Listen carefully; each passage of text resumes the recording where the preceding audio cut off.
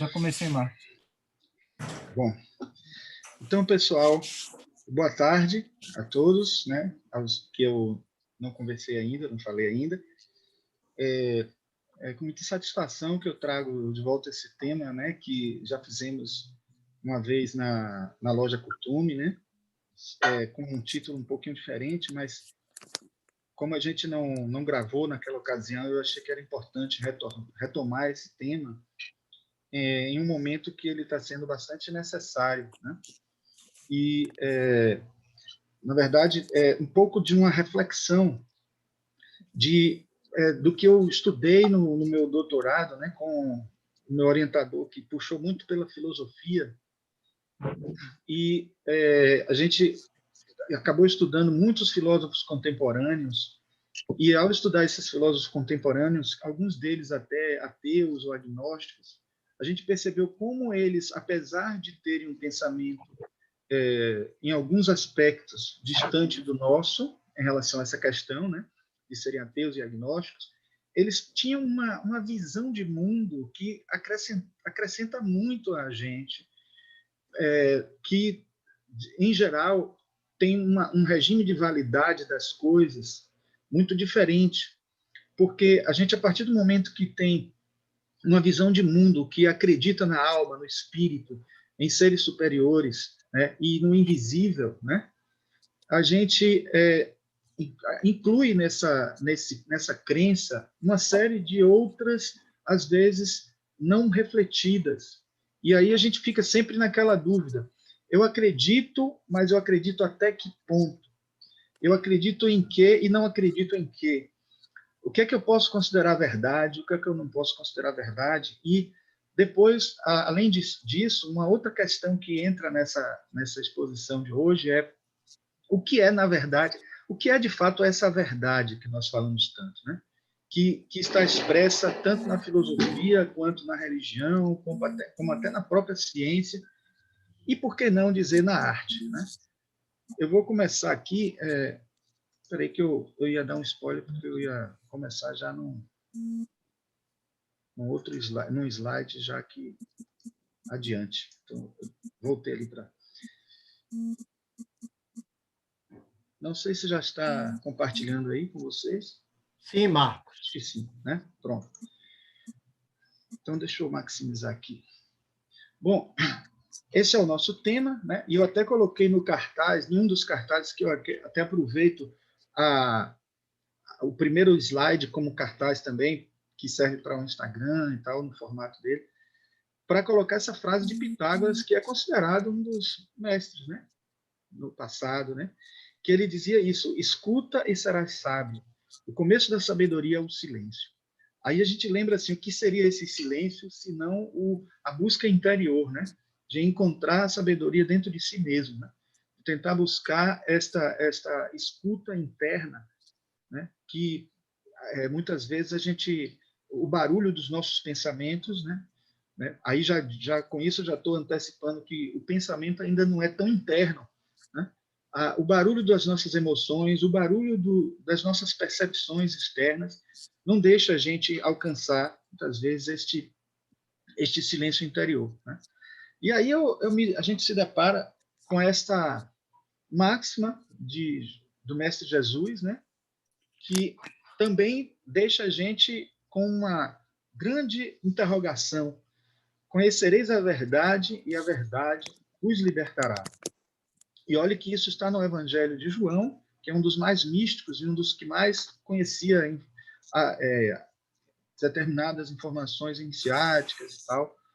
E ele coloca aí o fato de conhecermos a verdade nos deixará livres, né? Aí duas perguntas que surgem aí, né? Que verdade é essa e livres de quê? Mas a gente compreende a partir do contexto, quando é lido, né? O contexto que ele coloca, que, na verdade, que libertar-nos das nossas deficiências, daquilo que nós não ainda entendemos sobre nós mesmos, né? Daquilo que precisamos melhorar. Então, o conhecer a verdade aí é conhecer o eu interior, conhecer o mais profundo do ser. e conhecer algo além do que o que a gente vê, né, à nossa volta. Porque alguns poderiam até dizer assim, eu não quero conhecer a verdade, mas quando se fala em libertar-se de alguma coisa, quer dizer que a gente está aprisionado. E o que é importante é que, às vezes, a gente está aprisionado e não sabe, né?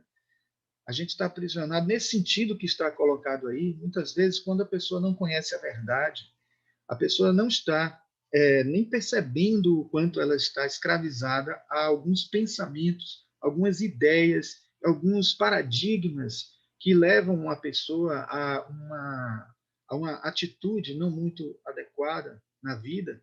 E isso desde as atitudes comuns de lidar com o saber, com o conhecimento e tal, a filosofia, a religião e a arte. Todas essas quatro vertentes do saber e do criar humanos estão sujeitas a essa escravização, porque depende muito assim de o que nós pensamos sobre cada coisa dessa e o que nós realizamos em cada área dessa e o que outros realizaram, o que outros pensaram, o que os outros trouxeram como paradigmas e o que nós admitimos como verdade antes de sequer nós mesmos pensarmos sobre essas questões.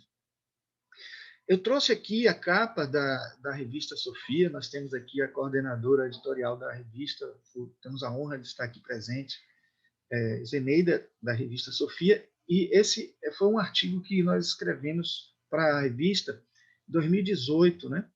A busca da verdade. E uma boa parte do que nós vamos falar aqui está presente nesse artigo. E, de certa forma, também de uma maneira bem profunda neste livro, que eu tive o prazer de fazer a capa também, Ciência Oculta e Ciência Moderna, que é um livro que, de certa forma, mostra para a gente que se existe uma ciência moderna que já avançou bastante, que já trouxe muitos conhecimentos que nós não tínhamos no passado, existe ainda uma ciência oculta que vai além. E vai além por quê? Porque ela não se prende apenas a os domínios da matéria, os domínios do que é possível saber a partir de uma investigação científica comum, uma investigação científica, vamos dizer assim, que prima pelos cinco sentidos, pelas experimentações que vão comprovar determinados fenômenos.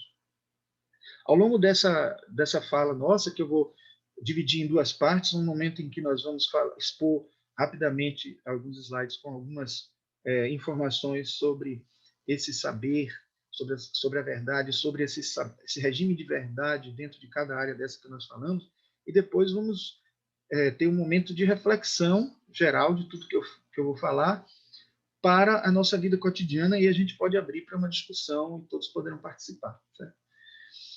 Então, a primeira coisa que eu digo a vocês é que, se nós temos ciência, filosofia, religião e arte, elas estão todas interconectadas. É muito fácil e muito comum lembrar para vocês, né? É muito claro na minha cabeça, por exemplo, que estas quatro vertentes do saber e do criar humano, elas estavam todas reunidas em uma coisa só no passado. A Grécia Antiga mesmo não separava essas coisas. Questões religiosas estavam imbricadas na filosófica e as filosóficas na científica e a ciência na arte. Enfim, não havia essa subdivisão. Hoje a gente pode dizer que existem até muitas outras subdivisões, porque cada área dessa, a filosofia tem suas escolas, as religiões são muitas. Até cada religião tem suas subdivisões. Existem vários budismos, existem vários hinduísmos, vários cristianismos.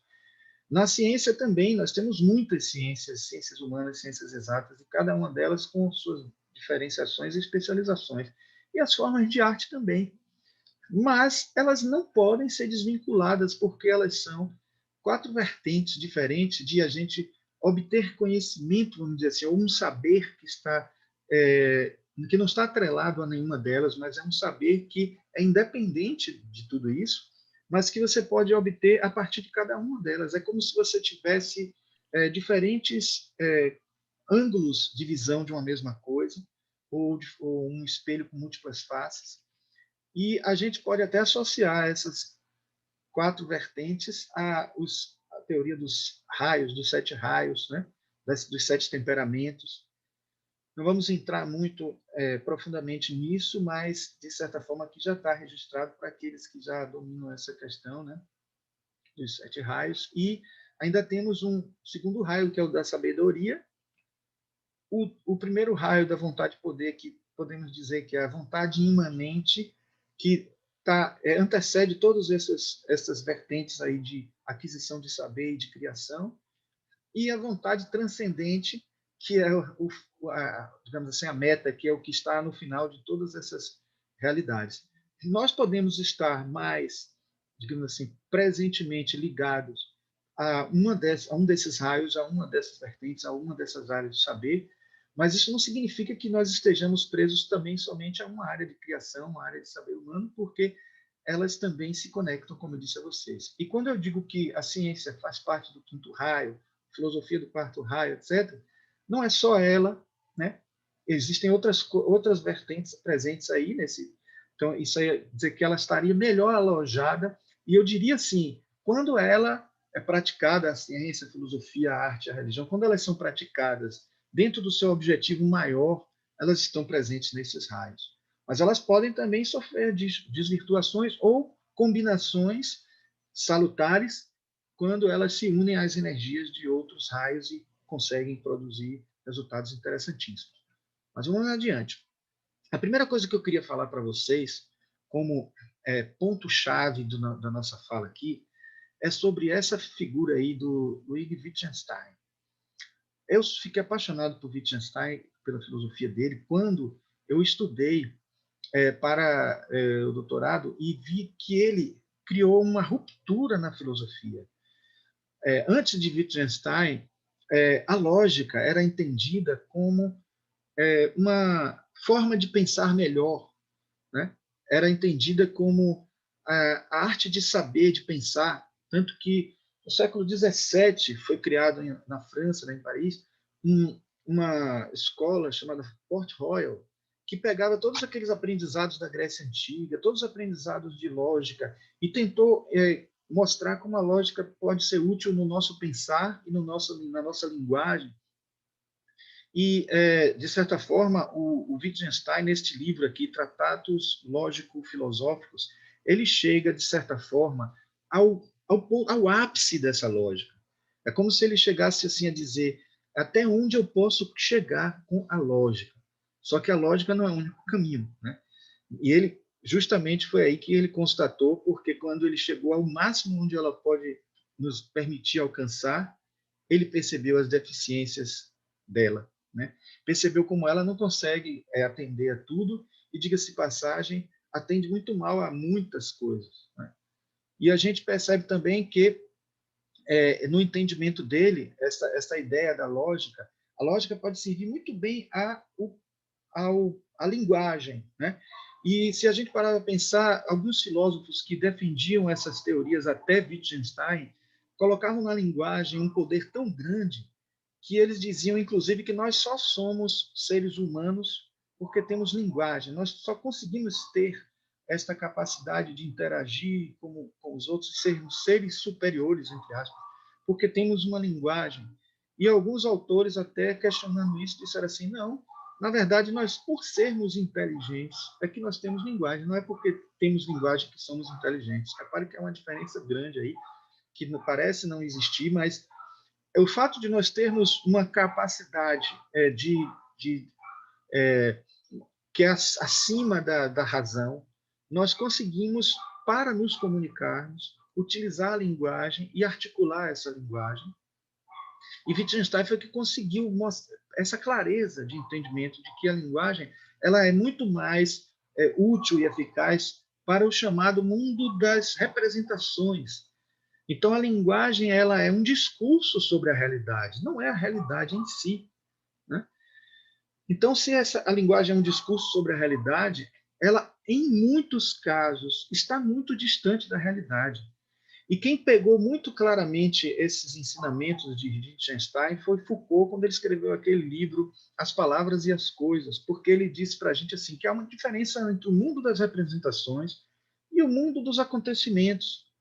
em que isso é útil para a gente, porque a gente vai perceber que todo o discurso sobre a realidade, muitas vezes, é tão distante que a gente não tão distante assim, no sentido de a gente achar que, inclusive, é essa lógica que prova a realidade. Só para dar um exemplo a vocês, no início do século XX, na verdade, em 1956, para ser mais preciso, foi criada a chamada psicologia cognitiva. Foi quando também foram criados os estudos de inteligência artificial. E nessa época, os filósofos, ainda muito dentro dessa ideia de lógica como linguagem, como pensamento, como o ser humano dependendo dessa linguagem para raciocinar, acreditando que, inclusive, a gente, para pensar, precisa verbalizar. Quem de vocês aí não se deparou já com a situação de, assim, falar sozinho, né? Isso, falar sozinho, eu mesmo falo sozinho toda hora. Eu acho que falar sozinho é saudável, porque, repare, você, de certa forma, assenta, né? Precipita a ideia, né, na sua cabeça, verbalizando ela, tornando ela um pouco mais palpável para você. Mas a pergunta que eu faço a todo mundo que fala sozinho é assim: vocês acham que o falar é o pensamento? Claro que não. Toda vez que eu falo sozinho, eu penso assim: poxa, eu pensei, e depois que eu pensei, eu verbalizei.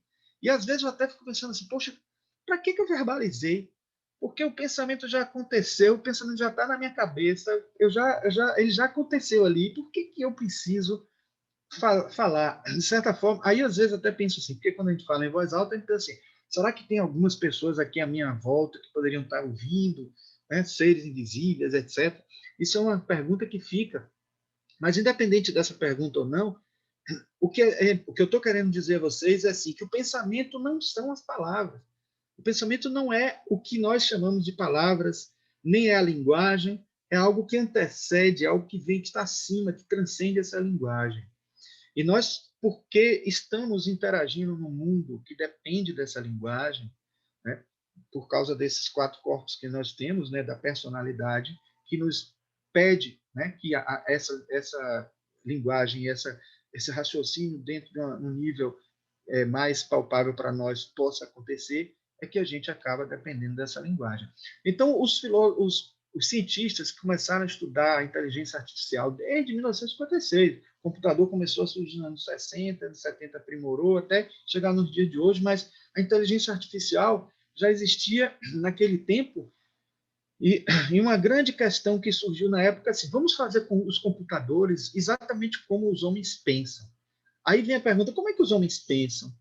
E aí veio a questão que vem de lá de Port Royal, do século XVII, que foi criado uma lógica, digamos assim, um verdadeiro ensinamento ligado à lógica, que era para os reis da França, da Inglaterra, os reis da Europa pudessem administrar sua monarquia com mais eficiência, porque eles iriam saber pensar melhor, usando lógica, etc. E aí a gente ainda tem a ilusão de achar que nós pensamos logicamente, e nós não pensamos logicamente. A gente, na nossa área de arquitetura, é interessante porque a gente, quando vai pensar assim, sobre uma escada, né, a gente vai definir a altura do degrau de uma escada. A gente não pensa assim: todas as vezes que alguém fez um degrau acima de 18 centímetros, de 20 centímetros, etc., as pessoas tropeçaram, logo eu vou fazer na minha escada agora um degrau até 18 centímetros, etc. Isso é um pensamento lógico que a gente depois tenta usar como argumento, como texto, como alguma coisa, discursando sobre o nosso pensamento. A gente simplesmente cria e a gente vai avaliando, vai analisando. Então, a gente, como precisa de linguagem transmitir para o outro, a gente depois utiliza a lógica, depois a gente usa a lógica dos predicados, que foi a que veio depois da lógica tradicional dos gregos, para que a gente pudesse não ficar só naquela coisa assim de que todo homem é mortal. Então fica aquela coisa assim, esse todo é muito pesado. Então a lógica dos predicados começou a diminuir isso. Disse, alguns homens são, né, dentro de uma ideia, digamos assim, mais poética, alguns homens são imortais porque eles trazem toda uma verdade que ela fica para a eternidade. Enfim, então a lógica dos predicados transformou aquela lógica rígida dos gregos para uma lógica que pudesse ser útil para a linguagem, mas se não fosse útil para a linguagem, talvez ela não fosse útil para mais nada, porque a linguagem é uma coisa importante mesmo para a gente, mas não retrata a realidade.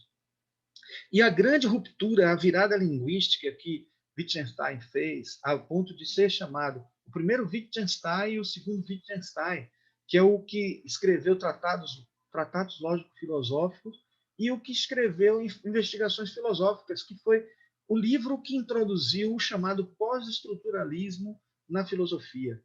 Que o pós-estruturalismo é, na verdade, essa ideia de que nós não podemos depositar todo a nossa, digamos assim, todo o nosso saber nesse pensamento lógico.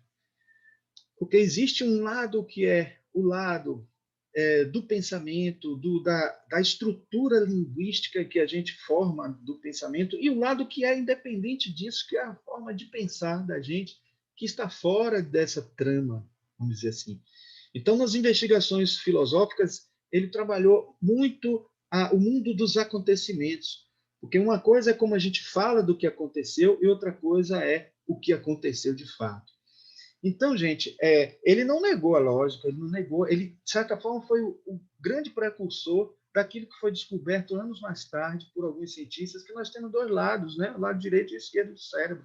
Um lado direito que é mais um lado esquerdo que é mais lógico, linguístico, e um lado esquerdo que é mais artístico, poético e, vamos dizer assim, fora da lógica, transcendendo a lógica, mais intuitivo. Né?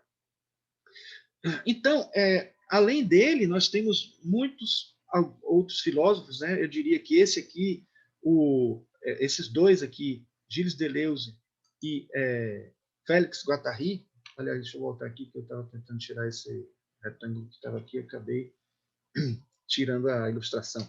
Eles escreveram uma série de livros chamados Mil Platôs, e nessa sequência de livros eles falam justamente que existem diferentes formas de pensar.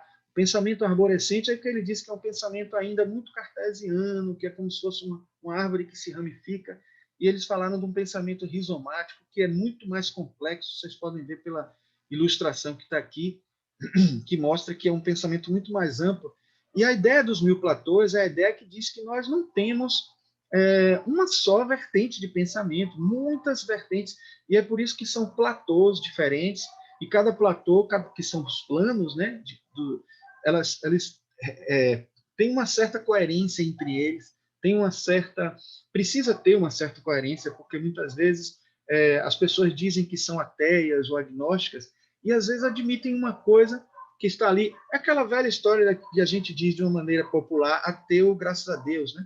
Então, o ateu está num plano e o graças a Deus está em outro. E não é coerente, não é consistente considerar que, ao mesmo tempo, ele é ateu e ele fala ateu em alguma coisa que tenha de superstição ou alguma coisa que seja ligada à divindade. Então, de certa forma, esses mil platôs mostram que existem 1000 planos e esses 1000 planos podem ter uma coerência ou não, e é o que a gente vai ver aqui, que baseado neste livro que é a filosofia, a gente vai entender melhor o que é ciência, filosofia, arte, que foram as três áreas que ele trabalhou, né?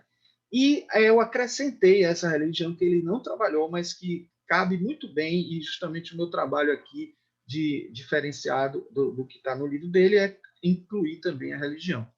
Então, ele começa falando sobre... Não consigo tirar esse retângulo aqui, mas... a primeira coisa que ele fala de ciência é que, assim, ciência, nem todo mundo utiliza erroneamente a expressão ciência, porque a ciência tem um objetivo, vou ser bem sintético para poder dar tempo da gente falar de todas as áreas e poder ainda discutir, né? A ciência tem o objetivo de criar funções ou proposições, né? E tem como plano epistemológico o plano de referência. Então, por exemplo, se você tem referência a um determinado cientista que fez determinado experimento, então você vai pegar aquele experimento e utilizar. E se você fez, você vai combinar as coisas que você faz assim. Mas, aproveitando um pouco o que eu falei nesse instante de mundo da representação e mundo do acontecimento, a ciência é o acontecimento, é o experimento em si. Né? Então, esse experimento nos dá, por exemplo, relações e proposições. Então, se eu tenho um ponto de fusão de ebulição, eu posso dizer assim que determinado corpo aquecido até uma certa temperatura ele vai fundir, ele vai derreter, ele vai ebulir, ele vai virar fumaça, enfim. Então, isso é uma relação, né, que é uma verdade ali. Aquilo é uma verdade dentro da ciência. Mas o que eu posso concluir como interpretação disso, por exemplo, se eu disser aquele acontecimento já foi verificado, em um caso, em outro caso, em outro caso, eu peguei um ferro e derreti, eu peguei um cobre e derreti, peguei bronze e derreti, e comecei a detectar que ponto de fusão é esse, aí eu faço um enunciado que diz assim, todo ferro tem tal ponto de ebulição. Quando ele chega em determinada temperatura de fusão, né, ele vira líquido. Então, isso daí já não é mais ciência. Isso já é filosofia, porque eu estou criando um enunciado generalizado. Então, eu estou ampliando. Quer dizer, aquele acontecimento foi real, foi verdadeiro, mas eu necessito da filosofia da ciência para tornar ela uma lei, ou tornar ela um princípio, ampliar aquilo. Então, é igual a mc ao quadrado, é uma forma. Eu trouxe aqui alguns exemplos, né? Velocidade é igual a espaço versus tempo. Então, eu estou interagindo com coisas, fazendo coisas acontecerem e verificando, anotando, até quando eu estou anotando e descrevendo, né? Quer dizer, até quando eu estou anotando é ciência. E até quando eu descrevo com minhas palavras, acrescento alguma coisa, eu já estou falando, eu já estou sendo filosófico, eu já estou sendo filósofo porque eu estou traduzindo isso em conceitos, em palavras, né? Eu não vou ler nunca os detalhamentos dos teóricos aqui, porque isso pode ser depois lido por vocês com calma, né? A filosofia já tem um outro objetivo. Ela cria conceitos, então, ou enunciados. Então, o plano epistemológico dela, plano epistemológico, gente, a visão de mundo, né, que a filosofia tem, né? Então, essa visão de mundo corresponde a um plano de consistência. Tudo que está dentro desse plano é consistente com aquele pensamento filosófico. Até mesmo uma escola filosófica pode ter diferentes planos de consistência, porque vamos supor que assim, o fenomenalismo, ou vamos dizer assim, o relativismo, ou o pensamento da filosofia contemporânea, ele tem diferentes vertentes, diferentes filósofos, cada um com seu plano de consistência. Pode ser que um plano de consistência de um filósofo seja um pouquinho diferente do outro, mas já define um plano. Por isso que é chamado Mil Platôs, por Deleuze e Guattari, porque cada filósofo, se ele fala alguma coisa um pouquinho diferente do outro, já está em outro plano, porque aquilo ali pode ter desdobramentos dos mais variados. Então, quando eu digo todo homem é mortal, Aristóteles falou, isso já é um enunciado, já é um conceito, já é uma informação filosófica, né? Tudo é mutável em um eterno devir, Heráclito, né? Essa fala é filosofia, é um enunciado, é um conceito dito por ele e que poderia ser verificado cientificamente ou não, porque a maioria dos enunciados filosóficos não podem ser verificados cientificamente por experimento, mas são experimentos mentais já não é ciência, experimento mental é filosofia. Então, a verdade é o todo, outra afirmação que aí já é de Hegel, né? Bom, e arte? A arte tem como objetivo criar percepções ou afeições. O Deleuze e Guattari, eles preferem chamar perceptos e afetos, mas no fundo é a mesma coisa, mas que ele está querendo dizer assim, que o objetivo da arte é criar emoção a partir do que nós percebemos, né? A estética. Estética é estesia. Estesis é sensação, né? Então, por isso que eu costumo dizer sempre às pessoas que falam para mim assim, pô, eu não entendo nada de arte, eu não sei nada sobre arte. Eu digo, a gente não precisa entender a arte. A arte você precisa sentir. Se você quiser ser filósofo da arte ou crítico de arte, tudo bem, você tem que entender de arte, aí você vai fazer filosofia da arte. E não é, perceber e sentir e trabalhar com a arte em si. Então, assim, uma pessoa que vai fazer uma obra de arte, executar uma obra de arte, ela não precisa conhecer muita coisa, ela precisa simplesmente dominar alguma técnica que ela escolha, e isso ela pode fazer com a própria busca que ela faça, né? E ter as sensações que estudar a arte na Escola de Belas Artes, eu não estou dizendo que não é fundamental, é importantíssimo, porque vai estar dando subsídios incríveis para aprimorar aquela arte. Mas o que eu digo, em outras palavras, que apreciar a arte não precisa ser um crítico de arte, até porque o crítico de arte ele até traz coisas que são muito do pensamento dele, nem todos concordam, e às vezes eles fazem a gente enxergar coisas que não são, que nós não enxergávamos. Às vezes ele enxerga coisas até que nem o próprio autor da arte enxergou. Então, música, mandalas, mandalas como acessórios de meditação, apreciação, contemplação de obras de arte, né? Estados alterados de consciência e de êxtase, isso tudo são o que a arte consegue promover na pessoa. Então, o fato em si de ouvir uma música, aquela música me deixar em um estado de êxtase, tem a ver com religião? Tem. A gente vai ver por quê daqui a pouco. Tem a ver com ciência? Tem, porque uma pessoa pode até pesquisar isso, mas quando ela pesquisar, ela vai ter aquelas funções e proposições que a ciência vai deve permitir a gente ter a partir do que foi vivenciado. Mas a sensação em si, ela é por si só um percepto, um afeto, que vai fazer você se conectar com a obra de arte ou não.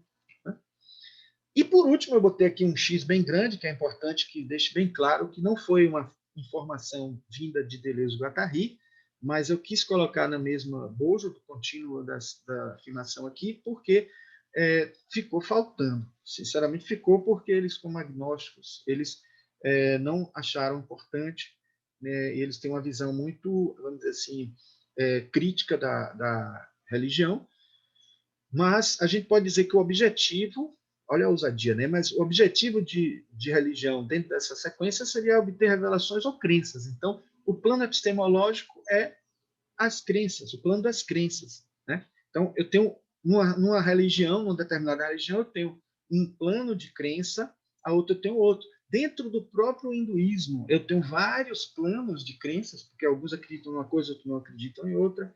Se tiver alguém que não acredita em reencarnação, já é em outro plano. No Nirvana, no budismo, tem um budismo que acredita em não ou não encarnação. Então, essas são escolas diferentes. E, enfim, as várias religiões têm diferentes planos e dentro de cada religião tem os planos diferenciados também, de acordo com o regime de crenças. E aí a gente diz, o que é que poderia ser chamado de revelação? Algo que não veio nem pela via dos sentidos, né? Algo que não veio nem pela via das reflexões filosóficas humanas, né? Algo que não veio pela via da experimentação científica, algo que veio de um nível transcendente, que pode ser do seu próprio interior, do interior de um grande ser, de um mestre de sabedoria, como a gente costuma chamar dentro da teosofia, e dentro de um grande livro sagrado que pode trazer informações reveladoras de um mundo, de uma realidade, de um pensamento que é transcendente a nós e, com certeza, desconhecido pelas vias normais. Então, aproveitando então, essas 4 vertentes, a gente tem um quadro sinóptico dessas 4 formas de criar e de saber. Então, ciência, revelações e funções, plano de referência, né? Então, tem os saberes, que os caracteriza, e os planos epistemológicos dele. A filosofia, conceitos e enunciados, plano de consistência. Religião, intuições e crenças, plano de crenças. Arte, percepções e afetos, plano de composição. Então, a gente tem aí essa visão ampla dessas 4 vertentes e que podem ser explorados esses caminhos, né, das várias formas. A gente pode dizer, por exemplo, que essas 4 formas de saber e criar, ciência, filosofia, religião e arte, elas estão associadas também às 4 funções da psicologia analítica de Jung, né? Se a gente juntar sensação e razão, a gente tem a ciência. Se a gente juntar razão e intuição, a gente tem a filosofia. Se a gente juntar emoção e intuição, a gente tem religião. Se juntar sensação e emoção, a gente tem arte. Isso foi um quadro sinóptico feito por Pierre Weil, viu, gente? Não foi eu que fiz, não. E é muito interessante porque, realmente, se a gente parar para pensar, essas coisas estão muito bem equacionadas. A gente juntando diferentes funções, que são também os 4 elementos, né? Aqui, terra, água, ar e fogo. Então, a gente juntando esses 4 elementos aí, também a gente vai ter uma combinação que vai dar a gente essas 4 formas de saber e de criar. Aí a gente tem várias representações que podem ser feitas. Eu saí encontrando aí pela internet várias ilustrações que ajudam a gente a perceber como estas 4 funções junguianas interagem com as formas de saber criar, até por geometrias aí, né, por desenhos. E aqui mais uma outra ilustração dentro de um quadrado, e sempre com esse quadrado porque, de certa forma, esse quaternário que Jung falava é o quaternário humano, né? E na teosofia também a gente sabe que é o quaternário desses 4 princípios que formam a personalidade humana. Né? Então, a gente, prosseguindo aqui, a gente ainda tem a relação disso com os corpos, né? Ou princípios humanos, né? A ciência, que tá, por conta dessas 2 funções que elas reúnem, né? A ciência associada ao corpo físico e ao mental, a filosofia associada ao mental e ao intuicional, a religião ao corpo astral e ao intuicional, porque entra a emoção e entra a intuição, e a arte relacionada com o corpo físico, os corpos físicos, né, e astral, né, envolvendo a emoção e a sensação.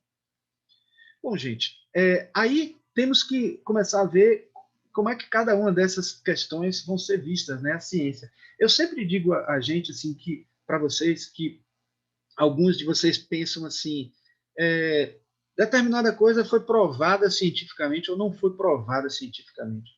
Eu tremo na base quando ouço alguém dizer isso, porque ciência não prova nada, viu, gente? Sinto dizer a vocês, ciência não prova nada. Principalmente porque a ciência passa por um regime de validade também, né? Assim como qualquer outra área de saber e de criar.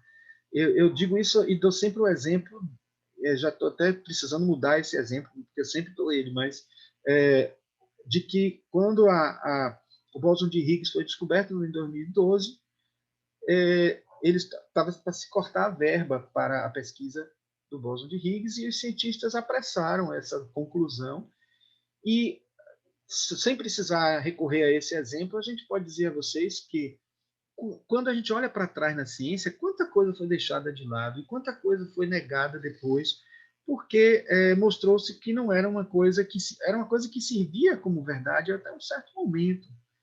Quando as experiências foram mostrando coisas diferentes, a ciência foi se rendendo a outras realidades.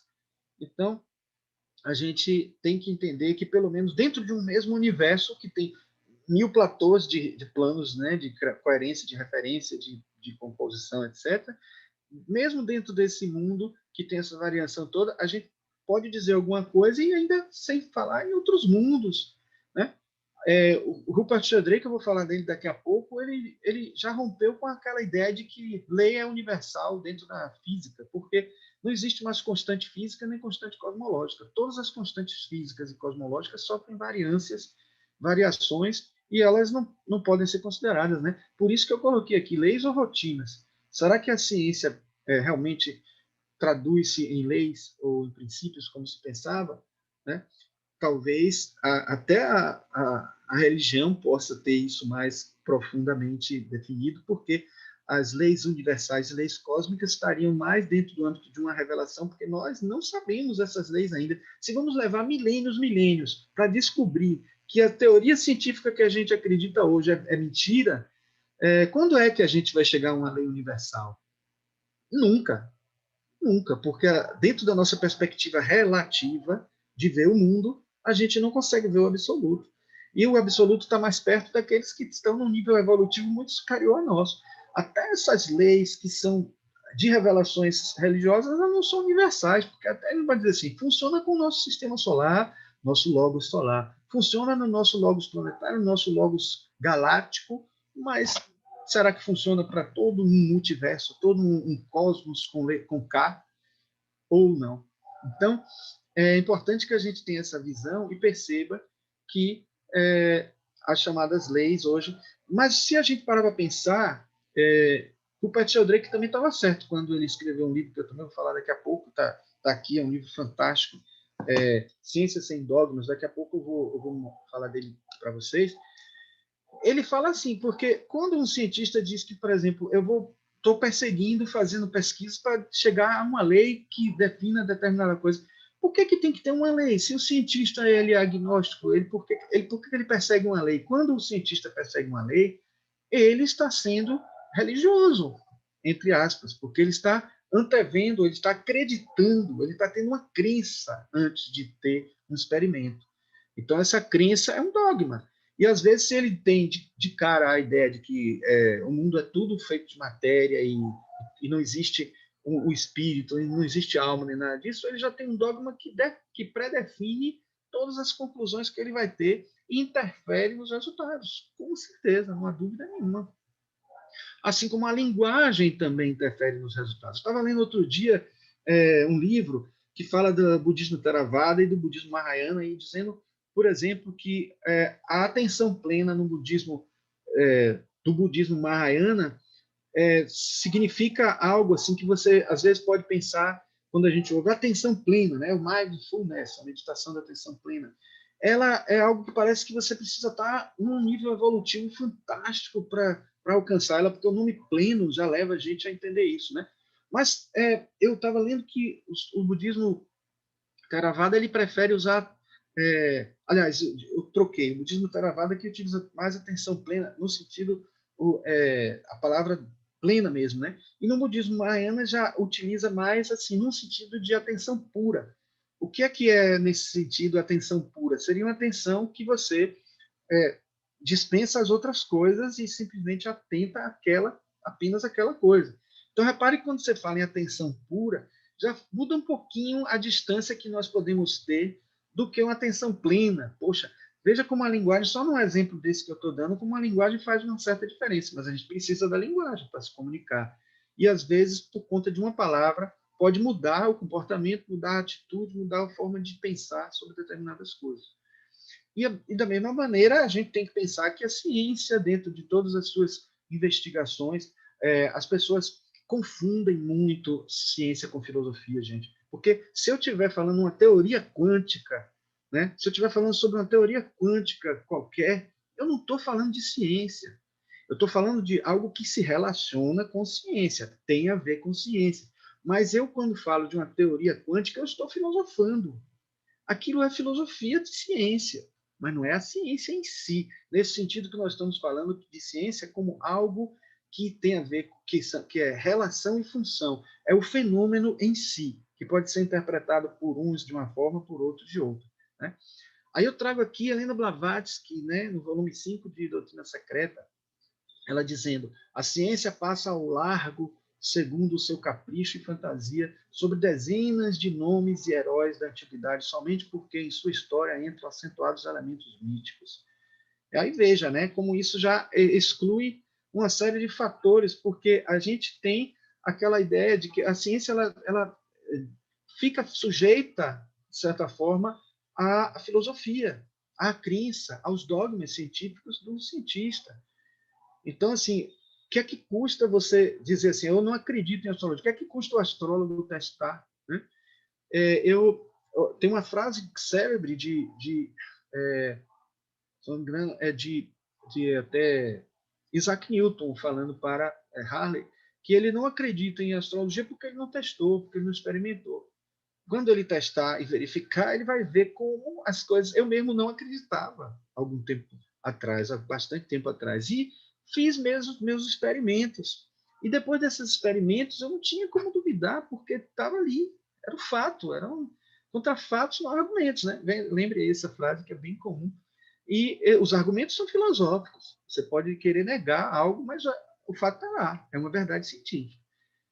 A biologia diz que somos a biologia diz que somos o corpo, a religião diz que não somos. A ciência e a filosofia têm feito uma dança entre elas sobre essa questão através dos séculos.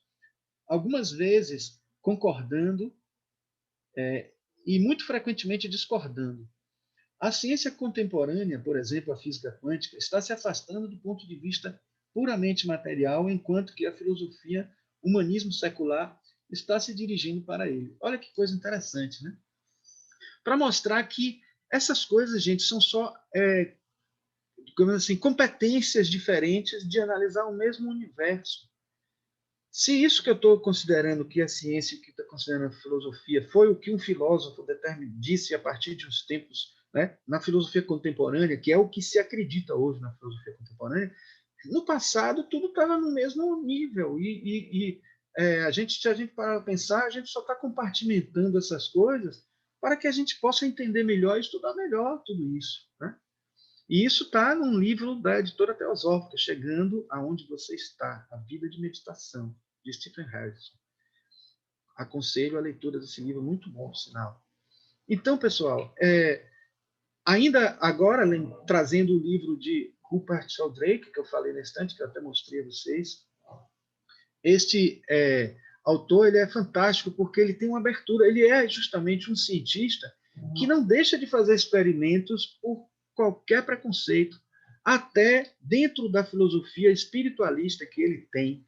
Se ele não acreditar em determinada coisa, e tiver como experimentar, ele coloca como experimento porque ele tem a curiosidade científica, curiosidade filosófica, curiosidade religiosa, curiosidade artística. Se ele tem isso tudo, ele vai fazer os experimentos para depois tirar conclusões, sem deixar que o preconceito impeça até mesmo dele fazer as averiguações dele. A ciência está sendo refreada por pressuposições seculares que enrijeceram em dogmas. A ciência estaria melhor sem eles, mais livre, mais interessante, mais divertida. A maior de todas as ilusões científicas é que a ciência já sabe as respostas. A ciência contemporânea baseia-se na afirmação de que toda a realidade é material ou física. Imagine se pode ser detentora da verdade se ela considera que toda a realidade é material ou física. E a gente sabe que não é, a gente sabe que existem muitos elementos que passam ao largo das pesquisas científicas. Bom, conceitos e enunciados filosóficos, hipóteses ou verdades. Aí eu trago essa frase aqui de Marcelo Malheiros Galvez, do livro Potências do Nada, o vazio incondicional e a infinitude do ser, também da editora Teosófica. A filosofia é uma disciplina que visa a explicitar o melhor possível o progresso da autoconsciência em direção ao transcendente do homem. Porque o homem não é apenas natureza, ele é criador de novas naturezas e, neste sentido, transcende sua própria condição original. Então, veja como a filosofia tem uma função importantíssima que a gente deixa de lado.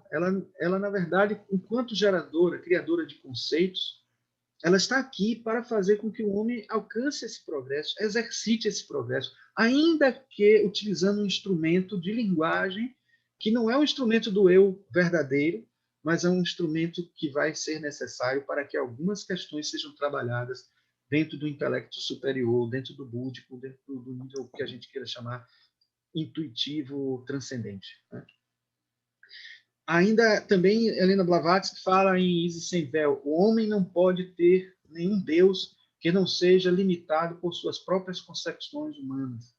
Quanto mais amplo for o alcance de sua visão espiritual, mais poderosa será a sua divindade. Então, repare como a filosofia depende, de certa forma, dessas concepções, desses conceitos, eu falei nesse instante, a própria linguagem interfere no nossa apreensão da realidade, dessa verdade, né? A filosofia tem um estudo, o próprio Foucault tem uma coisa que ele chama de regime de validade. E uma coisa interessante em Foucault é que ele, sendo uma pessoa agnóstica também, ele dizia que a ciência não pode ser a detentora da verdade, tem um regime de validade que precisa incluir, cercar o fenômeno, né? Você precisa buscar a ciência, a filosofia, a arte, várias formas de saber que lhe permita cercar determinado fenômeno para que a gente possa depois tirar uma conclusão. E nós, religiosos, teosofistas e cada um de nós com nossa religião, incluímos também a sensibilidade espiritual que nós temos como ser que está acima de todas essas realidades físicas, que faz a gente dizer no nosso coração se alguma coisa para nós é verdade ou não. Pode ser que no nosso estágio evolutivo aquilo possa ser verdade, uma verdade temporária e que em algum momento ela se transforme, ela mude, mas pelo menos é uma verdade para aquele nível evolutivo que nós estamos. Isso é muito importante. E por último, a religião, intuições e revelações, né?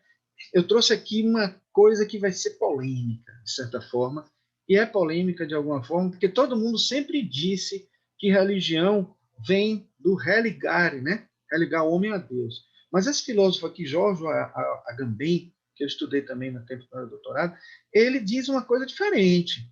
E eu fico tentado, de certa forma, a acreditar que ele está certo, apesar de não querer discutir com ninguém sobre essa origem, essa outra origem, porque funciona, dá certo, tem a ver, mas é uma outra maneira de entender a origem da palavra religião. Ele diz que não deriva do religare, que liga o humano ou o divino, mas do relegere, que indica a atitude de escrúpulo e de atenção que deve caracterizar as relações com os deuses, a inquieta hesitação, o reler perante as formas e as fórmulas que devem observar a fim de respeitar a separação entre o sagrado e o profano. Então, ele diz, de certa forma, que vem da palavra relegere, que é eleger novamente, né? Transformar, é mudar, é fazer outra leitura, outra eleição sobre a nossa vida, né? Então, é claro que tanto uma quanto outra funcionam, né? Se a gente entende que algumas religiões até não consideram Deus como uma divindade transcendente, mas que está dentro de nós, talvez essa até funcione melhor. Mas, de qualquer forma, o religar a si próprio dentro de um nível mais profundo também seria religião. Mas é interessante, eu trouxe isso assim, porque, de certa forma, aí é filosofia e religião trabalhando juntos aí, né? Gerando conceitos, criando... Porque a própria palavra religião mesmo foi um construto humano, criado pelo homem. Tudo isso que nós estamos falando aqui, dentro da linguagem que está sendo utilizada, utilizando linguagem, utilizando palavras, é tudo filosofia, né? Porque a gente tudo está construindo, essas coisas não existiam antes, né? Como estão aí em palavras, até alguém inventar essas palavras, até alguém juntar essas palavras e criar os conceitos que nós estamos vendo aí. Né? E aí eu trago essa passagem do livro Sete Grandes Religiões, de N. Pessan. Alguém disse muito bem, enquanto nas coisas essenciais deve haver unidade, nas coisas não essenciais deve haver liberdade, e em todas as coisas deve haver caridade. Se esta sábia regra fosse seguida por todos, ouviríamos falar menos de antagonismos religiosos e de disputas sectárias que trazem vergonha sobre a própria palavra religião. Aquilo que deveria unir tem sido a fonte perene de divisão, até que muitos se tenham impacientemente desvencilhado de toda a religião como sendo o pior inimigo do homem, aquilo que toda a humanidade, que em toda parte introduz discórdia e ódio. E um dos argumentos do Agamben, o filósofo que eu mostrei antes, para dizer que ele prefere o religião como religere do que religare, é porque justamente ela tem criado, ela tem sido foco em alguns casos de desunião de muita gente. Mas aí, claro que ele, como filósofo também dessa linha mais agnóstica, ele não vai entender que, por exemplo, isso é um processo gradual que vai acontecendo aos poucos e que precisa existir para que a gente possa evoluir nesse crescimento espiritual aqui na Terra. Mas, de certa forma, N. Bessan está dizendo aí uma coisa que é importantíssima, né? De que aquilo que deveria unir muito a gente acaba separando e a gente precisa deixar de pensar que a religião tem que ter essa coisa, porque quando no momento que a gente pensa assim, que está realizando um evento ecumênico, que é de grupos religiosos cristãos, e eles têm diferentes opiniões, aquilo é filosofia, não é religião. Mas no momento deles realizarem alguma coisa, cada um tem sua crença, né? Isso sim é religião. Mas essas pessoas que têm religiões diferentes podem atuar juntas, fazendo aquilo que há de comum, né? Conjuntamente, isso tem acontecido. Já se criou até uma oração cristã ecumênica que todos os cristãos aceitam como verdadeiras e quando se realiza um encontro ecumênico tem um Pai Nosso diferente, uma Ave Maria diferente, porque eles têm diferenças nas suas crenças e nas suas filosofias e por isso que acabam tendo que conciliar isso em determinados concílios religiosos que ajudam a fazer com que a religião abrace essa causa que a Aniversário está defendendo aqui. Certo? E, por último, a arte, beleza ou poética pessoal? Será que existe uma estética universal, uma beleza eterna que todo mundo goste? Ou existe uma poética pessoal e a pessoa gosta mais de uma coisa ou de outra? Então, isso também é uma questão importante, Mas o que é importante mais em tudo que a gente está falando é esse caráter associado à arte de ser algo que é pleno de perceptos e afetos que a gente pode experienciar. Toda obra de arte é filha de um tempo e muitas vezes mãe dos sentimentos, dos nossos sentimentos. Olha só que beleza. Vasily Kandinsky, que era simpatizante da teosofia, chegou a frequentar a teosofia e tal. Ele e Schoenberg, né? São Schoenberg na parte da musical e que foi influenciado até na criação da escala cromática musical e tal, e Kandinsky fazendo alusões à teosofia em toda a sua teoria das cores e tal. Ele fala isso de uma maneira tão simples, né? Veja, toda obra de arte é filha de seu tempo e muitas vezes mãe dos nossos sentimentos. Olha que coisa incrível, porque ele mostra como a arte muitas vezes faz brotar sentimentos que nenhuma outra coisa poderia brotar. Você olha para um quadro, ouve uma música, ouve uma poesia, vê um filme no cinema e tal, você passa a refletir coisas que talvez você não tivesse refletido se não se deparasse com aquela experiência, que é percepto e afeto. É arte, é obra de arte. Então, aquelas pessoas que ficam elocubrando milhões de teorias para explicar o que é arte, gente, quando chega agora no período contemporâneo, a gente consegue, pelo amadurecimento filosófico, ver onde está o cerne da questão da arte, é justamente nos perceptos e no afeto. Porque cada uma tem sua função e a gente separando essas 4 formas de criar e de pensar, a gente consegue abarcar esses diferentes níveis, pelo menos até um certo nível do que a gente pode alcançar de saber, de criar. Essas 4 vertentes são as que atendem ao que a gente precisa. E aqui o livro de Jung, eu não poderia deixar de falar de Jung, né? O livro o Espírito na Arte, na Ciência, ele diz: por sua própria natureza, a arte não é ciência. E ciência tampouco é arte. Por isso, esses 2 campos espirituais possuem áreas reservadas que eles são peculiares e só podem ser explicadas por elas mesmas. Então, de certa forma, ele está aqui fazendo parte da fala, né? Ele pegou aqui, ele explicou metade do que eu expliquei aqui, né? Que tem uma divisão entre as duas e você pode ter a ciência dentro da arte, a arte dentro da ciência, enfim, mas elas são áreas que podem só ser explicadas por elas mesmas, interagindo, mas cada uma com sua explicação. E aqui a gente vê como a arte pode se transformar em algo religioso e a religião pode se conectar com a arte quando a gente percebe esse trabalho das mandalas fantástico. E Tana, que se tiver aqui, a gente vai adorar, ela não, acho que ela não podia vir hoje. Então, é interessantíssimo como a arte entra aí como algo que transcende e transforma. Então, aí a gente vai ver um pouquinho de ciência, um pouquinho de filosofia, um pouquinho de religião e de arte aí presente, mas por isso que eu trouxe aqui para o final, mas de certa forma é algo divino essa prática. Ele está até com eles estão até com escalímetro aqui medindo, né? O arquiteto sabe o que é isso, medir com uma escala que está aqui sendo desenhado para que fique com a precisão que retrata a harmonia do universo. E aí eu trago essa frase aqui que complementa um pouco isso que a gente falou, né? A sabedoria praticada diariamente consiste de 4 coisas: ter conhecimento da raiz da verdade, ter conhecimento dos ramos da verdade, conhecer os limites da verdade e identificar o oposto da verdade. Veja que, assim, não adianta só ter contato com essa verdade, mas explorar, brincar e aprofundar nessa verdade, tentando encontrar as várias vertentes dela e como elas podem, como ela pode estar atuando em cada realidade da nossa vida. Né? Então, talvez agora a gente possa entender melhor esta frase do brasão da Sociedade Teosófica: não há religião superior à verdade.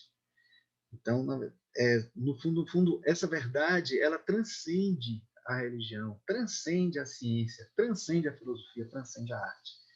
É algo que é superior a todas essas 4 formas de pensar. E, de repente, essas 4 formas de pensar podem ajudar a compreender a verdade dentro do âmbito evolutivo que nós estamos. Mas ainda teremos muito a percorrer depois disso, porque ao chegarmos, por exemplo, no nível búdico, nós ainda vamos ter muito que explorar esses níveis de verdade mais profundos. Então, eu não estou querendo dizer com isso que existem muitas verdades, mas que existe a verdade, mas que nós temos um conhecimento relativo desta verdade. Quem quiser aprofundar até sobre isso, eu volto a falar desse livro aqui, ó, Ciência Oculta e Ciência Moderna, porque nele a gente vai entender muito bem essa questão, está muito claro aí, de que nós conhecemos uma verdade relativa, mas existe uma verdade absoluta, e essa verdade absoluta é algo que nós vamos alcançando à medida que vamos evoluindo. Então, a ciência oculta é a ciência que aprofunda nesses níveis de compreensão da verdade, né? E vai permitir que a gente utilize os instrumentos das 4 formas de saber criar que nós falamos nesse tente, cada vez de um nível mais evoluído, para que a gente possa alcançar vertentes mais, digamos assim, profundas e mais, digamos assim, coerentes e coerentes, fiéis ao que é a verdade absoluta, vamos dizer assim. Então, gente, era isso, mas não acabou, porque eu gostaria de trocar ideias com vocês. Agora é o momento de a gente fazer uma dialética aí com vocês, para que não fique só comigo essa fala, tá? Gostaria muito que vocês participassem agora, ou com questionamentos, ou com complementações, trabalhando um pouco as questões que foram colocadas aqui, tá? Podem abrir o microfone, ou podem escrever no chat, vocês têm liberdade. Eu até preferia que fosse através do microfone mesmo, que aí ficaria uma conversa como se fosse presencial. Tá? Eu sei que é muita coisa, mas vamos por partes. Marcos, mais uma vez, parabéns e gratidão aí pelo tema. É um tema realmente, como diz o irmão Afrânio, instigante. E eu até vou pedir licença, porque eu vou ter de me retirar, mas eu gostaria de só fazer um comentário e talvez uma pergunta a você. Afrânio, eu não vou poder participar do encerramento, viu? Que eu tenho aqui que cumprir um compromisso familiar, doméstico aqui, né? Hoje, Dia dos Namorados, e eu ainda não pude, comprar, vou ter de sair, o comércio está fechando mais tarde. Vai comprar o presente. Eu vou ter de sair agora às pressas para fazer isso, né? Uma causa nobre, é uma causa nobre. Pois é. Mas o que eu gostaria de falar com você, Marcos, existe uma célebre frase de Krishnamurti, que é assim colocada, né? Quando ele diz que a Terra, desculpe, a verdade é uma terra sem caminhos. Então, o que é que você poderia comentar sobre isso? Eu acho uma afirmação assim bastante instigante, né, e que provoca em nós as reflexões, né, que eu acho que esse é o trabalho da sociedade teosófica, né, de fazer com que a gente não apenas fique absorvendo o conhecimento, as informações, mas também investigue e também questione. Eu acho que isso é que traz essa beleza, né, que é a sociedade como uma escola de livres pensadores. A sociedade teosófica é uma escola de livres pensadores. E tem essa célebre afirmação aí de Krishnamurti que a verdade é uma terra sem caminhos. Isso parece que tira o tapete, é uma coisa assim bem, né, como se diz, forte, né, para a gente, que sempre tem essa coisa de buscar no conhecimento a verdade, e ele chega e diz que a verdade é uma terra sem caminhos. E depois eu vou ter de me ausentar, viu, Afrânio, porque eu tenho esse compromisso aí. Mas é isso aí. Mas aí, ó, eu queria saber, assim, e essa fala de Krishnamurti é o comentário ou é pergunta? Porque Não, você falou que tinha um comentário e uma estou pergunta. afirmando, comentando e perguntando qual Tá. o seu entendimento sobre essa afirmação de Krishnamurti. O ideal era saber o contexto, né? Mas eu não tenho esse contexto. Mas o que eu poderia traduzir dessa ideia é assim, porque A gente falou nesse instante, a partir do trabalho de timing aqui, né, que existe o relativo e o absoluto, né? Então, se a gente entender a verdade, no sentido da palavra a verdade, que seria algo que está acima de nós, transcendendo a nós, o que nós estamos aqui é tentando realizar caminhos em direção a várias metas que vão chegar a alguma verdade, não a verdade, vai chegar a uma verdade relativa, né? Porque quando chegarmos a essa verdade absoluta, não vai ter nem mais caminho, porque qual a pergunta, qual a questão, qual a dúvida, qual o problema que vai existir se essa verdade já for conhecida? Aí eu remonto a conhecereis a verdade, e a verdade vos libertará, inclusive desses caminhos. A verdade vos libertará da necessidade de percorrer algum caminho, já que ela está lá na nossa essência, né? Ela já mostra a essência, né? Bom, isso foi o que eu consegui responder. Eu acho que Show de bola. o irmão Antônio quer falar também alguma coisa. Diga aí. Show de bola, viu, mano? Obrigado, Marcos. Nada, Jorge. E compre um presente legal aí, viu? Boas compras! Obrigado. Vou cumprir ali. Eu já sei o que vou fazer. A Frane, vou me retirar, viu? Perfeito. Boa tarde, irmãos. Muita paz aí para todos. Saúde. Zeneida, um abraço. Tchau, Jorge. Eu Tá achei... havendo uma repercussão aí do som. Parece que você está com Antônio. Talvez alguma coisa que tenha ligado 2 vezes, não sei. Se você quiser falar. Sim, Zeneida, diga.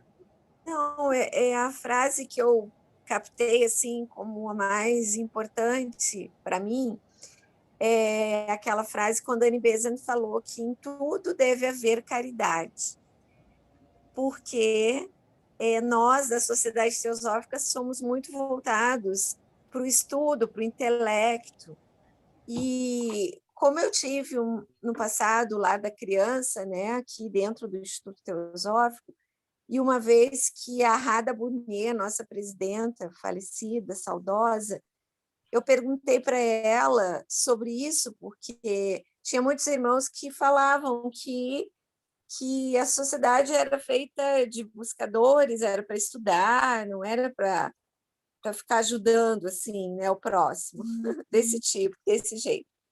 Aí eu perguntei para ela, eu falei, então acho que eu estou no lugar errado, porque não é o meu perfil esse só, né? E ela disse, de jeito nenhum. A primeira das paramitas do budismo é a caridade. Então, onde não houver caridade, tudo mais se perde, né? Tem aquela passagem de Paulo aos Coríntios que eles traduzem por amor, algumas Bíblias traduzem por caridade, né? Então, onde não houver amor, não houver caridade, qualquer busca, até da verdade, né, fica, assim, eu acredito, fica desnecessária. É isso que eu queria falar. Muito importante essa sua fala, Zenida, porque, de certa forma, apesar de ter sido colocado ali que a função da religião em si é, digamos, de certa forma, definir um plano de crenças, etc., da pessoa, é essa crença que vai impulsionar o caminho que ela vai tomar e de certa forma, tomar o caminho de fazer o bem ao outro, de realizar a caridade, é um caminho que praticamente está em todas as religiões, né? Se você for ver, alguns mais, outros menos. Pode ser que os religiosos não se afinizem muito com essa prática, mas ela é parte importantíssima, se não essencial, de todas as religiões, né? Por isso que eu disse que a gente tem, às vezes, religiões com planos de crença diferentes que atuam juntas, porque todas elas têm sempre um objetivo comum de realizar algo de bom para o outro, uma realidade que pode ser o ponto de união de todas as religiões, né? Eu acho que isso é tão importante dentro da teosofia, que tem como um dos lemas a estudo das religiões comparadas. Então, vai encontrar esse ponto comum de todas as religiões. Eu acho que é de extrema importância. Por isso que eu acho que Rada Burnier estava totalmente certa quando disse isso. Porque, e também ela não disse isso só por opinião dela, ela ainda falou, ainda respaldou nas paramitas e tudo, né? E realmente é Sim. importantíssimo. Quem mais queria... Antônio, eu queria... Marcos. Oi. Eu, Cristina. Não, por favor, pode falar, depois eu falo. Não, por favor, da gentileza. Comece você, depois eu falo, por favor. Pode falar, Cristina. Não, eu queria só... Eu gostei muito da palestra, dos enfoques que você deu, foi muito enriquecedora. E achei muito interessante quando você... Acho que foi na parte que você falou mais daquele livro do Deleuze e do Guattari, que é do Mil Platôs. Gostei muito dessa... O que é filosofia? Eu anotei. Bom, eu vou anotando tudo, aqui os livros todos vou anotando. Mas, então, eu gostei muito dessa visão de nossa diversidade, das possibilidades da gente conhecer ou chegar à realidade, né? Ou abordar as realidades. Sabe? Gostei demais, foi muito bom, essa coisa muito enriquecedora, quer dizer, existem vários caminhos, eu entendi assim, são vários caminhos, porque nós somos também uma totalidade, né? Nós temos, ou melhor, é importante que a gente chegue, né? Ou trabalhe a nossa totalidade, né? Então, gostei muito, inclusive da comparação que você fez, ou assim, dos raios, né? Quer dizer, cada forma de conhecimento, cada área de conhecimento, de aproximação da realidade, também com os raios. Muito legal, gostei muito da palestra, muito boa, muito enriquecedora, e eu queria, para mim, ficou esse impacto dessas ideias que você colocou. Muito obrigada. E uma coisa que me lembrou quando você falou, Cristina, é que muitas religiões, elas também se consideram detentoras da verdade. As crenças deles, os dogmas e tal, e aí eles colocam assim como uma verdade acima de tudo. Mas a gente, quando aprende que essas verdades, mesmo as religiosas, elas são verdades relativas, porque, por exemplo, só para dizer a vocês, a partir do regime de crenças ou do plano de consistência filosófica e do plano de crenças nosso da teosofia, a gente poderia dizer que os mestres de sabedoria, eles trazem as nossas verdades, né? Ou pelo menos poderia pensar assim que ele traz a verdade, mas eles não trazem a verdade. Se você pegar as cartas dos Mahatmas, eles vão dizer que eles também são pessoas passíveis de erro, que eles podem estar equivocados em algumas coisas, porque eles também não têm a compreensão de tudo do universo, eles têm uma compreensão muito superior à nossa, que já passa a ser para a gente uma referência importantíssima para a gente aprender mais sobre o universo, sobre o mundo, sobre as realidades, sobre as crenças, mas ainda não é a verdade absoluta, porque essa verdade absoluta ainda está assim, é inalcançável, né? Vamos cada vez mais chegando. E isso, a mim, dá essa sensação de liberdade, entendeu? Existe também a noção, a possibilidade da gente viver a nossa liberdade, que eu acho que essa afirmação, né? Não existe religião superior à verdade, acho que, para mim, também é maravilhosa, porque possibilita, né? Abaixa um pouquinho sua câmera aí, Cris, para poder a gente ver melhor você. Cris, abaixa um pouquinho sua câmera aí para a gente ver você. Aí. Não, mas ouviram, né? Ouvimos. Então tá bom. É isso. Tem Antônio e tem Joilson. Joilson e Antônio. O Joilson, né, Joilson? O Joilson ia falar... Pode falar, querida. Vou perder minha vez para você. Quer começar? Tem Antônio e você. Se quiser, você fala. Então, tá bom. Começo eu? Sim. Marcos, você fez um comparativo entre filosofia, religião, arte e ciência com os raios, né? Isso. E eu me lembrei que Nicholas Herrich ele idealizou a bandeira da paz, que vocês sabem que são 3 esferas, uma representando a arte, a outra a religião e outra a ciência, envoltas pelo círculo da cultura, cultura como cultivo da luz. E enquanto você falava, eu fiquei pensando aqui em relação ao que é a verdade. E aí eu lembrei daquelas palavras do Cristo, quando ele dizia: deixai brilhar vossa luz. E partindo dessa premissa de cultura como cultivo da luz, eu acredito muito que esse caminho de verdade, ou essa percepção da verdade, ela se dá em nós quando essa luz interna brilha também. Seja essa luz chamada de self, de eu superior, de consciência, não importa o nome que se dê a ela, eu acho que a partir daí, esse caminho ele pode ser vislumbrado, sabe? E há um pensamento antigo já dizia que todos os caminhos levam a Deus, né?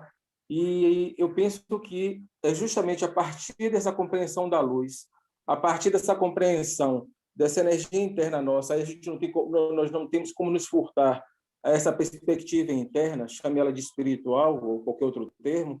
Eu penso que a partir daí, todas essas dicotomias, todas essas dissensões que acontecem, né, nos vários ramos, né, do saber científico, filosófico, religioso, eu acho que tudo isso chega a uma síntese a partir dessa perspectiva interna.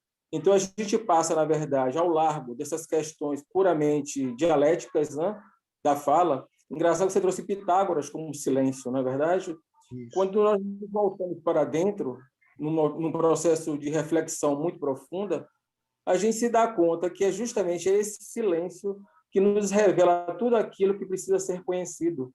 E, ao meu ver, o que é de mais belo nesse silêncio, justamente, ele revela a luz também.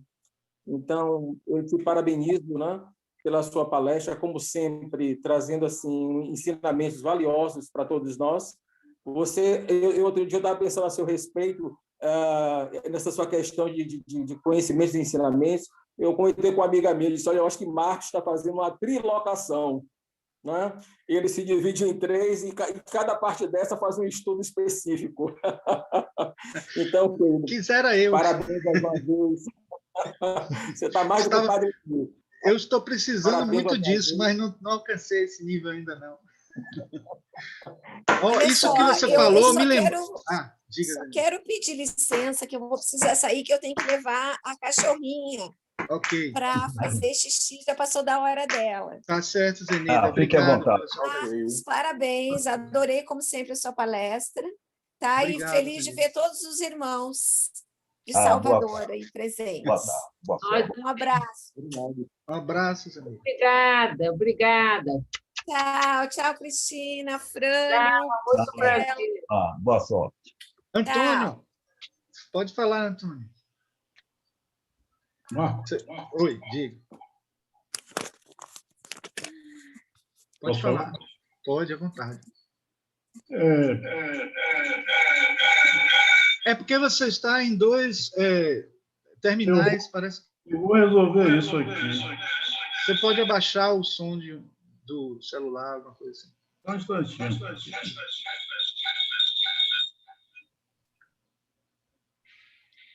Eu já fechei o microfone aqui. Mas está dando eco. Não estou conseguindo fechar. Talvez eu possa por aqui, deixa eu ver. Deixa eu ver qual é o que você está... Deve ser lá. É porque tem 2 aqui. Eu mutei, acho que eu mutei errado. Mas o eco só aparece quando o Portela fala. Eu acabei mutando. Você pode ligar de novo aí. Tente ligar o outro microfone em vez de que você estava usando.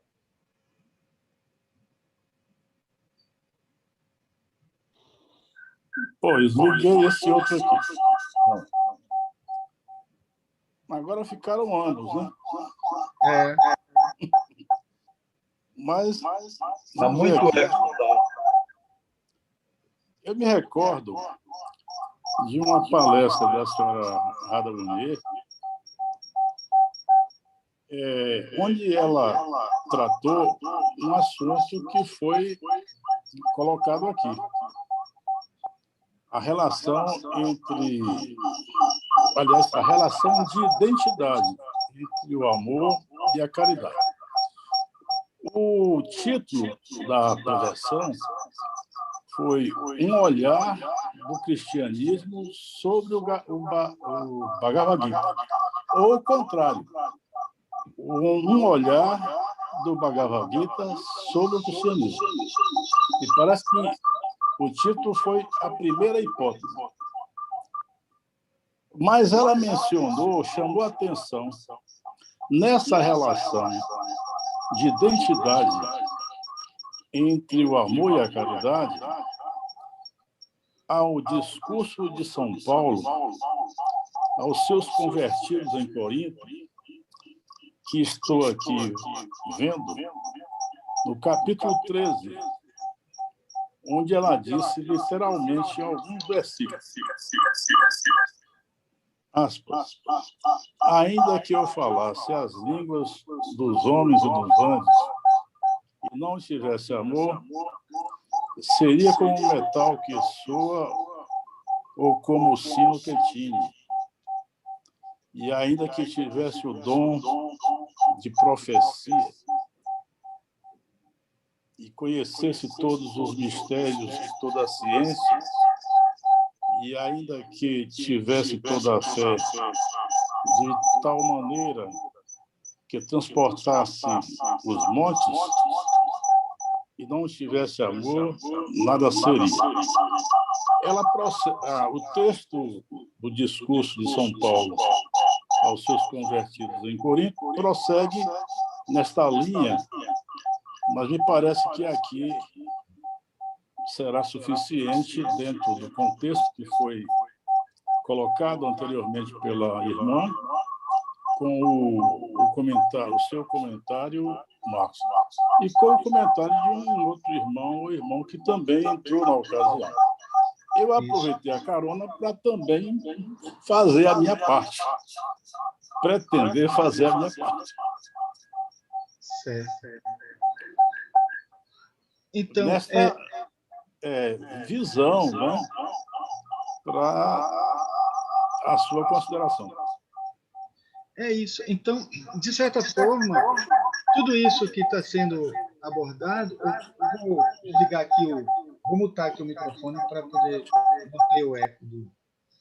De certa forma, tudo isso que está sendo falado é um pouco pegando aquela frase de Krishnamurti, um pouquinho a frase de Jesus, que ele dizia que a verdade é uma terra sem caminhos, e depois Jesus dizendo conhecereis a verdade nos libertará, tem a ver com isso, porque, de certa forma, esses caminhos são os caminhos que a gente experimenta aqui, e são os caminhos do crescimento espiritual, que envolve a caridade, envolve o amor, em qualquer que sejam os termos que se aplique, porque até essa questão de a gente chamar de caridade ou de amor, uma coisa que a gente não sabe como que é a tradução certa, isso é uma questão daquela linguagem que eu falei, né, que às vezes faz a gente interpretar de uma maneira ou de outra o que deve ser feito. Mas se a gente entende por caridade ou por amor e utiliza o amor no sentido que a palavra caridade tem para oferecer, a gente vai atender a questão de qualquer maneira.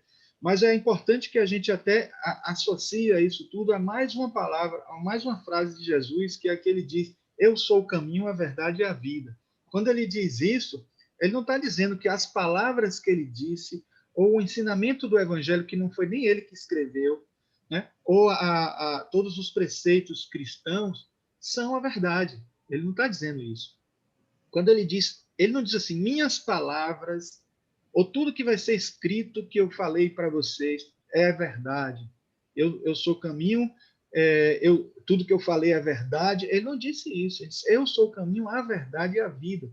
Porque ele é o exemplo do que pode acontecer conosco no futuro. E quando a gente chegar no nível crístico, nesse nível evolutivo, a gente vai ter um nível de verdade, e aí a gente vai estar realizando esse tipo de prática com tanta facilidade, a prática do amor, da caridade, que para a gente já não vai ser nada de novo, né?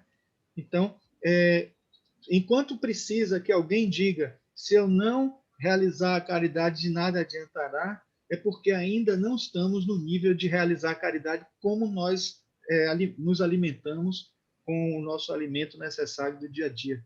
Quando a gente entender que isso é algo que faz parte da nossa realidade espiritual futura e do nosso crescimento, aí nós nos libertaremos de todos os outros caminhos que talvez não sejam os melhores e conquistaremos uma compreensão melhor do que devemos fazer na Terra.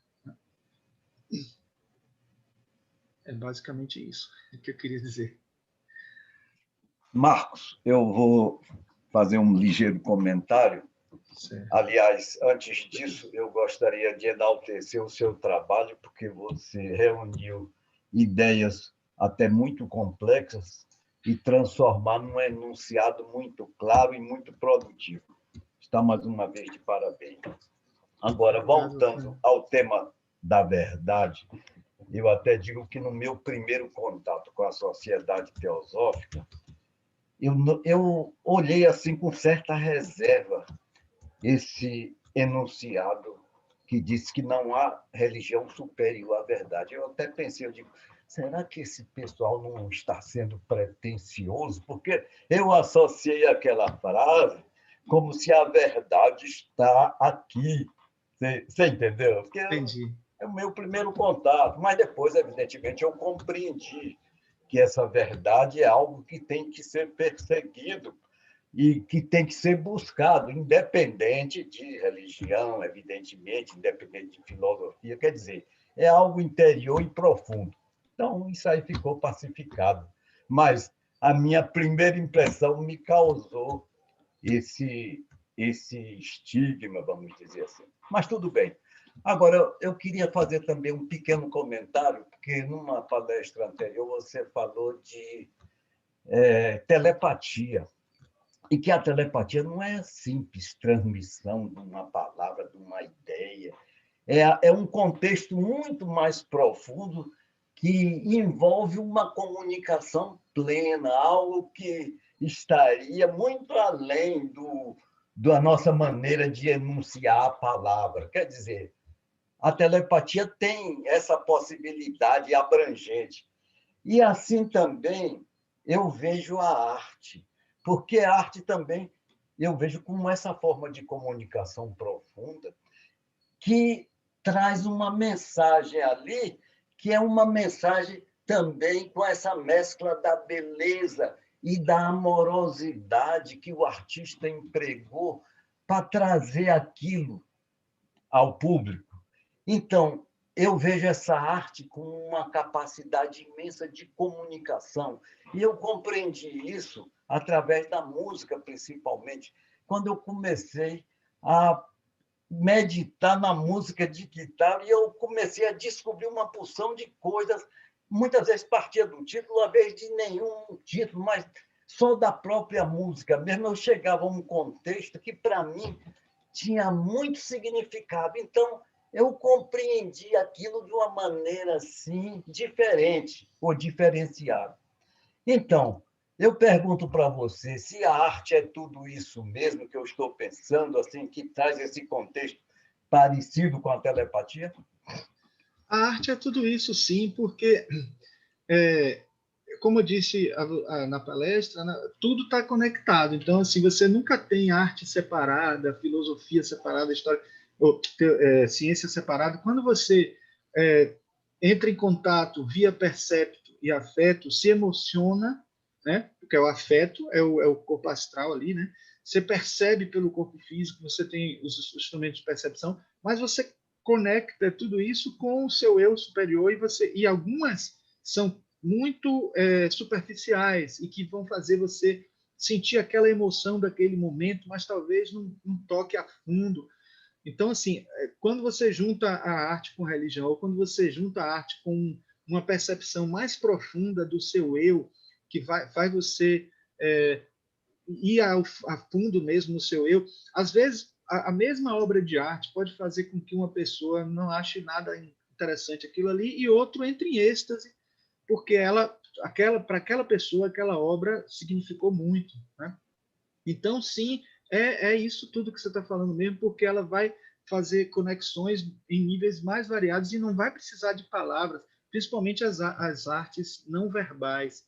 As artes verbais, como, até por exemplo, vamos incluir entre elas a poesia, ela vai além do que simplesmente o verbo, porque ela tem uma estética digamos assim, como é que eu diria, meu Deus, uma poética que é peculiar a ela e que faz remontar a algo mais transcendente do que as meras palavras. Quando você fala uma prosa, é uma coisa, que também pode ter uma riqueza de linguagem que cative, que dê a sua estética, etc. Mas quando você ouve uma poesia, você está indo além disso. Você está transcendendo a poesia, as palavras, as expressões escritas, né? Então, é importante que a gente entenda isso, que não existe verdade absoluta em nada e que essas verdades se conectam e isso tudo que a gente tem... que eu até pensei que você ia falar uma coisa quando você conectou com a frase que quando você viu da primeira vez, né, não há religião superior à verdade, eu achei que você ia até comentar, é uma coisa que também me incomodou no começo, e eu até pensava antigamente que nesse lema estava embutida a ideia de que a verdade está na ciência ou a verdade está na filosofia e não na religião. Mas se a gente vai a fundo, a gente entende que a verdade talvez esteja até mais na arte do que na religião, porque a arte vai chegar a um nível em que as religiões trabalham com crenças. Crenças ainda é no nível mental, né? Você pode ter... Aí fé não. Fé você já trabalha no nível mais profundo. E você pode ser que você, associando a arte à fé da pessoa, colocando tudo ali que ela tem de ideias dentro da expressão, o outro receba, entenda aquilo e perceba a energia que está ali, né? Mas, no fundo, uma obra de arte pode fazer a pessoa transcender até mais do que muitas outras coisas. Obra de arte como música.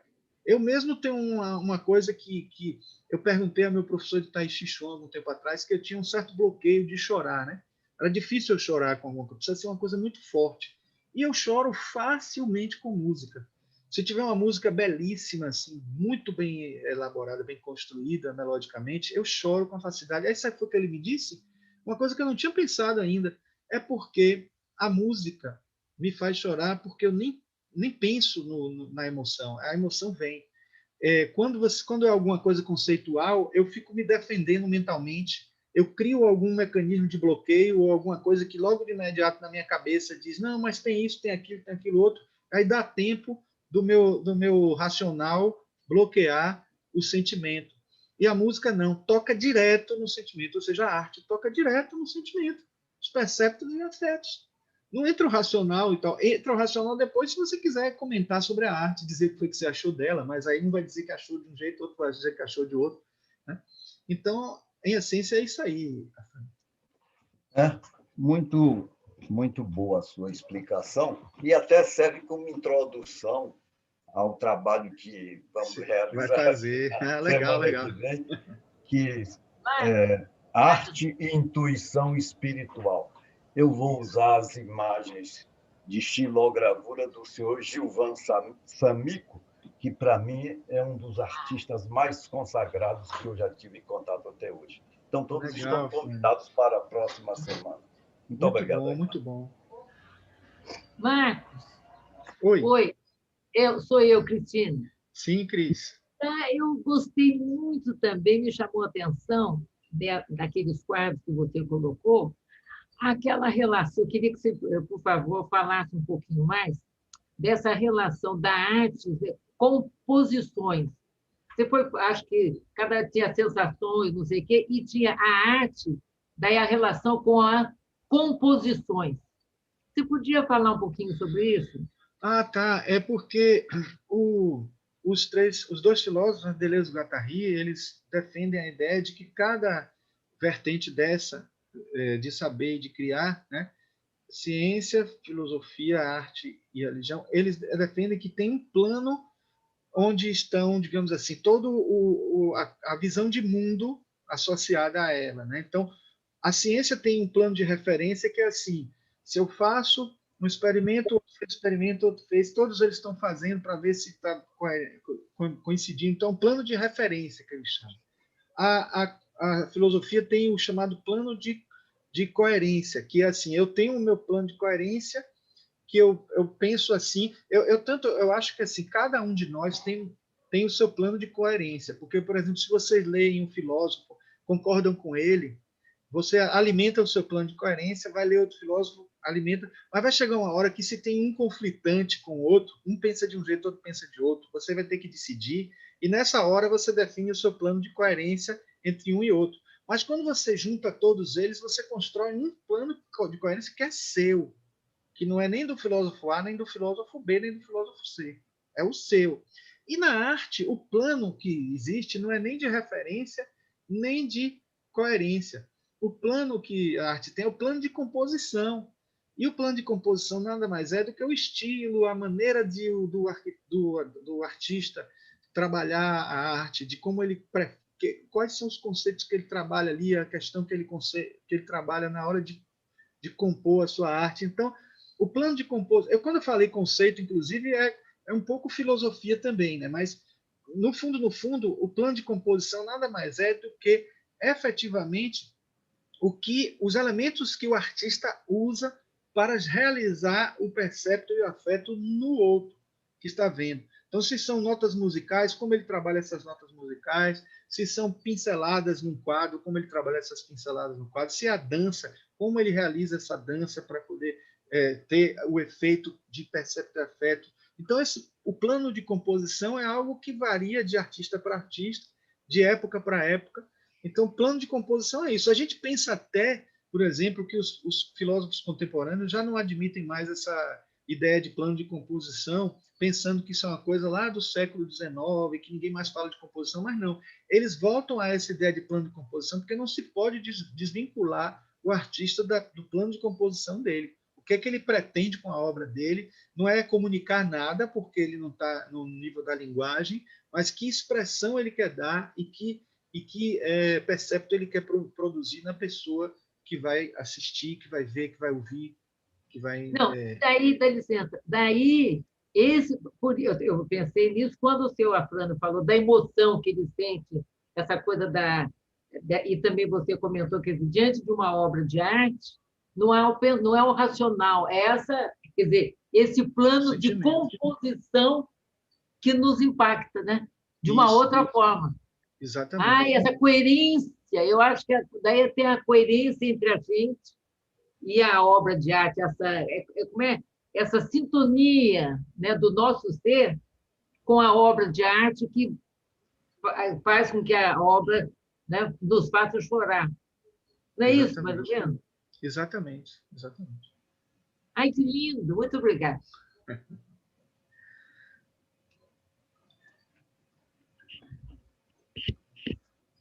Então, Fran, se não há alguma pergunta a mais, nós podemos nos preparar para o encerramento. Eu pergunto se algum dos presentes quer fazer mais alguma intervenção.